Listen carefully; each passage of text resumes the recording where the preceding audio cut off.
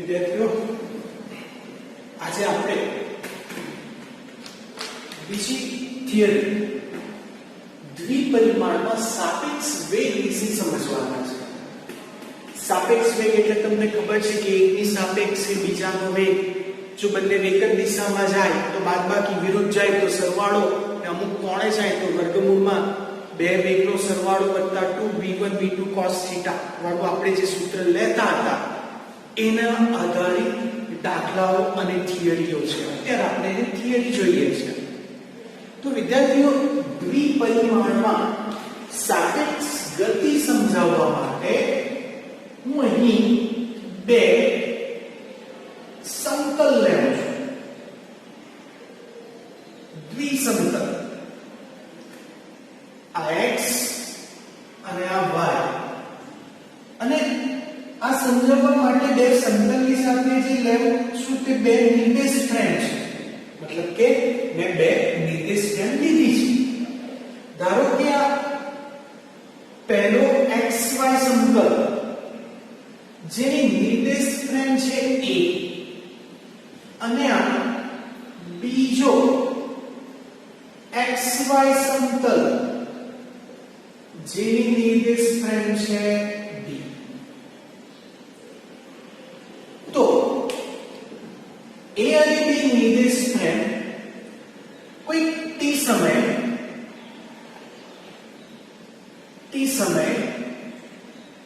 કોણ t ગતિનું અવલોકન કરે છે. જે નિર્દેશ ફ્રેમ a ની સાપેક્ષે t નો સ્થાન સદિશ r સદિશ ta કહેવાય. એ જ રીતે નિર્દેશ ફ્રેમ b ની સાપેક્ષે કણ p નો સ્થાન સદિશ r tb કહેવાય. અને એ બંને નિર્દેશ ફ્રેમ વચ્ચેનો સ્થાન સદિશ r ba કહેવાશે. તો આકૃતિ ઉપરથી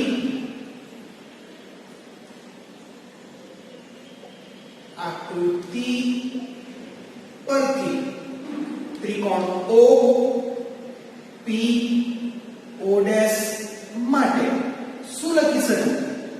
તો એના માટે r સદિશ pa, મારે તો O થી P જવાનું છે, તેનો એક શોર્ટકટ રસ્તો વત્તા O વત્તા O' P ઉપરથી જઈશ તો O એટલે r સદિશ pa વત્તા r સદિશ pb. હું જરા ક્રમમાં લખી દઉં તો r સદિશ pa બરાબર r સદિશ pb વત્તા r સદિશ ba. ચાલો, તો અહીં પહેલા તો r સદિશ pa ને શું કહેવાશે? તો એને નિર્દેશ ફ્રેમ a ની સાપેક્ષ કોણ p નો સ્થાન સદિશ કહેવાશે. બરાબર ને? આપણે જાણીએ છીએ કે જે રીતના લખ્યું તેમ બોલવાનું જરા ઊંધું આવે કે પહેલા a p ને પછી આ a ની સાપેક્ષે p નો સ્થાન સદિશ. આ રીતે r સદિશ pb માટે શું લખીશ? તો નિર્દેશ ફ્રેમ b ની સાપેક્ષે કોણ p નો સ્થાન સદિશ, અને r સદિશ ba ની જગ્યાએ શું લખીશ? તો નિર્દેશ ફ્રેમ a ની સાપેક્ષે નિર્દેશ ફ્રેમ b નો સ્થાન સદિશ. હવે હું સમીકરણ નંબર 1 નું સમયની સાપેક્ષે વિકલન કરતા તો r સદિશ pa બરાબર R સદિશ PB વત્તા R સદિશ PA જેનું સમયની સાપેક્ષે વિકલન કરીએ એટલે કે બધાને d/dt આપી દઈએ તો આ જે dr સદિશ dt એની જગ્યાએ v સદિશ PA લખાય બરાબર R સદિશ PB d/dt ની જગ્યાએ v સદિશ PB લખાશે વત્તા છેલ્લામાં v સદિશ PA લખાશે ચાલો તો હું હવે v સદિશ PA માટે શું લખીશ તો એનું નામ છે નિર્દેશ ફ્રેમ A ની સાપેક્ષ કોણ P નો વેગ ચાલો આ જ રીતે હું v સદિશ PB માટે નિર્દેશ ફ્રેમ B ની સાપેક્ષે કોણ P નો વેગ લખાય અને v સદિશ BA જેમાં નિર્દેશ ફ્રેમ A ની સાપેક્ષ નિર્દેશ ફ્રેમ B નો વેગ લખાશે હવે આ જે વિદ્યાર્થીઓ આ જે સમીકરણ આપ્યું છે હું સમીકરણને નંબર 2 આપ્યો બરાબર અને હું સમીકરણ નંબર 2 માં v BA ને સૂત્રનો કરતા બને v PA તો સમીકરણ શું લખાય તો સમીકરણ v PA minus v PB લખાશે બરાબર હવે હું જરાક સિમ્બોલ બદલવા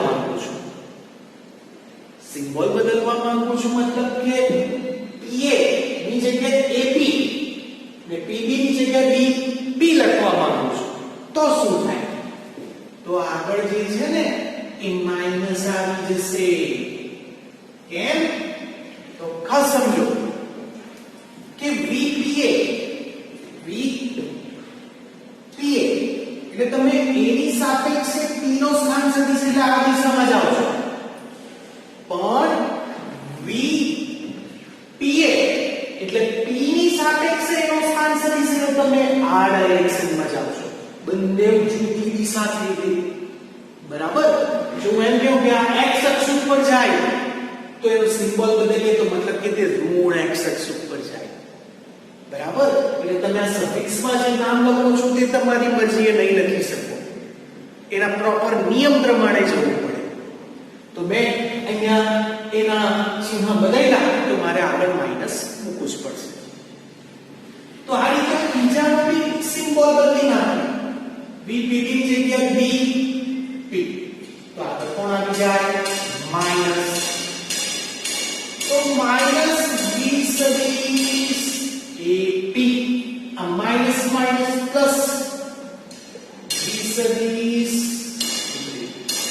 તો માટે v સદિશ BA બરાબર v સદિશ BP માઈનસ v સદિશ AP તો આમ હું આ સમીકરણને v સદિશ BA બરાબર v સદિશ B માઈનસ v સદિશ A લખી શકું છું કેમ તો કે P કોણ તો બંનેમાં કોમન છે જો મારે A નિર્દેશ ફ્રેમની સાપેક્ષે B નિર્દેશ ફ્રેમનો વેગ શોધવો હોય તો હું આ સમીકરણ લખી જ શકું ને આવી જ રીતના જો મારે B નિર્દેશ ફ્રેમની સાપેક્ષ A નિર્દેશ ફ્રેમનો વેગ શોધવો હોય તો હું શું કરતે તો કઈ તો of A minus V of B. બરાબર? તો વિદ્યાર્થીઓ આ હતી દ્વિપરિમાણમાં સાપેક્ષ ગતિ. હવે એને હું જરાક વધારે એક ઉદાહરણ દ્વારા સમજાવું છું.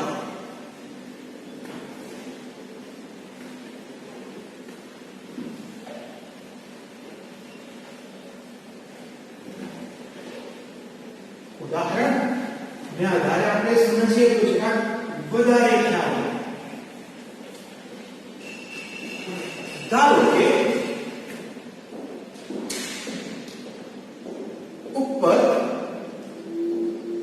એ ઉત્તર દિશા છે અને નીચે એ દક્ષિણ દિશા છે. બરાબર? અને હું આ એક ઉગમ બિંદુ લેઉં છું. ધારો કે સ્કૂટર નો વેગ એટલે કે બાઇક નો વેગ એ હું કેવું છું કે 40 કિલોમીટર પર કલાક છે અને જે દક્ષિણ દિશામાં જાય છે. એ જ દિશામાં કાર બી જાય છે અને કારનો વેગ એ 80 કિલોમીટર પર અવર છે. તો આ બાઇક અને કાર એ બંને દક્ષિણ દિશામાં જાય છે, જ્યારે સાયકલ એ ઉત્તર દિશામાં જાય છે. હું એના સફિક્સમાં 80 લખી દઉં છું અને એનો વેગ છે 10 કિલોમીટર પર અવર નો. ચાલો, તો હું એવું કહી શકીશ કે v bg બરાબર 40 કિલોમીટર પર અવર. એ અમે શું કર્યું? તો g એટલે કોણ? જમીન. એટલે આને શું કહેવાય? તો જમીનની સાપેક્ષ. b એટલે કોણ છે? બાઇક નો વેગ મેં લીધો છે. આ જ રીતે હું vcg લખી શકું, જ્યાં કારનો વેગ કેટલો છે? 80 કિલોમીટર પર અવર. તો અહીંયા હું શું લખી શકીશ? તો અહીં જમીનની સાપેક્ષ કાર નો વેગ. ચાલો વિદ્યાર્થીઓ, હું જરા કેવું કરું કે ઉત્તર દિશામાં જે સાયકલ જાય છે એનો વેગ ઋણ લઈએ, કારણ કે મારે જે છે એ પોઝિટિવ એક્સિસ તરીકે હું દક્ષિણ દિશા લઉં છું, એટલે નેગેટિવ તરીકે ઉત્તર વિચારી લઉં છું, ધારી લઉં છું. તો અહીં હું v sg બરાબર -10 કિલોમીટર પર અવર એટલે જમીન ની સાપેક્ષ સાયકલ નો વેગ એમ કહી શકાય. તો વિદ્યાર્થીઓ, મારે પહેલા v cb શોધવું છે. vcb એટલે કોણ? તો b એટલે કે બાઇક ની સાપેક્ષ કાર નો વેગ. તો આપણે જાણીએ છીએ કે એના માટે આપણે અત્યારે જોયું સૂત્ર જે હોય એની બાદબાકી કરી નાખવાની. c - b જે પહેલું આવે તે પહેલા, બીજું આવે તે બીજું. પણ સાયકલ કાર c અને બાઇક b કોની સાપેક્ષે ગતિ કરતા છે? તો એ જમીનની સાપેક્ષ. તો અહીંયા તમે g લખી શકો. તો vcg જેની વેલ્યુ આપણને ખબર છે 80 અને બીજી જેની વેલ્યુ આપણને ખબર છે 40, તો આમ જવાબ આવશે 40 કિલોમીટર પર અવર. બરાબર. હવે ખાસ સમજો, હું હવે ઊંધું કરી નાખું છું. BC, તો V of BG minus V of CG. ચાલો, V of BG 40 minus V of CG 80 બરાબર -40 કિલોમીટર પર અવર. તો આપણે શું શોધ્યું? તો આ કારની સાપેક્ષ બાઇકનો વેગ શોધ્યો. ચાલો, હવે આ બંનેનો અર્થ શું થાય? તો બાઇક એવું અનુભવે કે એના કરતા કારનો વેગ 40 જેટલો વધારે છે. અહીંયા શું થાય? કાર એવું અનુભવે કે એના કરતા બાઇકનો વેગ 40 જેટલો ઓછો છે. આ વસ્તુ આપણે 3rd ચેપ્ટરમાં જોઈને આવેલા હતા, તેવું તે જ નવું કહીએ જ નથી. બરાબર. ચાલો, હવે બીજું નંબર. ધારો કે હું હવે V C S લેવું છું, એટલે V of C minus V of S. ચાલો, તો એને હું લખું કેવી રીતના? તો C S એટલે કે સાયકલ ની સાપેક્ષ કેપિટલ C એટલે કે કાર નો વેગ. ચાલો, બંને સાયકલ S અને કાર C કોની સાપેક્ષે ગતિ કરે છે? તો જમીનની સાપેક્ષે. તો અહીં આપણે G લખી શકીએ. તો VCG જેની વેલ્યુ છે 80 કિલોમીટર પર કલાક અને VSG જેની વેલ્યુ છે -10. તો આ માઈનસ પ્લસ એટલે કે 90 કિલોમીટર પર અવર. ચાલો, આ જ રીતે હું હવે V S C લખું. ચાલો, તો હવે આપણે શું લખવું પડશે? V of S minus V of C. કોની સાપેક્ષે ગતિ કરે છે? જમીનની સાપેક્ષે. અહીંયા તો VSC કોને શું કહેવાશે? તો કારની સાપેક્ષે સાયકલનો વેગ. ચાલો, S સાયકલ જેનો વેગ છે -10 ને કાર જેનો વેગ છે 80, એટલે -90 કિલોમીટર પર અવર. વિદ્યાર્થીઓ, આ બંને ઉદાહરણ શું કહે છે? તો VCS એવું કહે છે કે સાયકલ એવું અનુભવે કે એના કરતા કારનો વેગ 90 જેટલો વધારે છે, 90 કિલોમીટર પર કલાક જેટલો વધારે છે. એટલે કાર એવું અનુભવે કે એના કરતા સાયકલનો વેગ 90 જેટલો ઓછો છે.